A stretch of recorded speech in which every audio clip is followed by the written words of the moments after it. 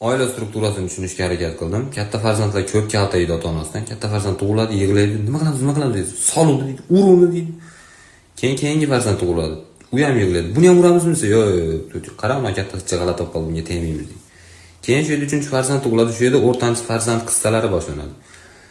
Ya'ni kattadan qolgan kiyimni o'rtanchi farzand kiyadi, kichkinasi erkatoy bo'ladi, cho'mbali, totoy bo'ladi, unga yangisi olinadi. O'rtanchi farzandlar sizlar hech o'ylaganmisizlar, nima bitta menman bu uyda qolib ketgan kiyimlar ambassadorman men sizlarga deb ko'rganmisizlar? Davaychi farzandni 4 ta qilamiz. U ish bermaydi. 4 ta farzand bo'lgani bilan sizlar yangi kiyimli bo'lib bo'lmaysizlar. Prosta yana bitta odam eski kiyim kiyadigan bo'ladi, bo'ldi. Hali maktabda siz ikkalasiz xafa bo'lib o'tirasiz.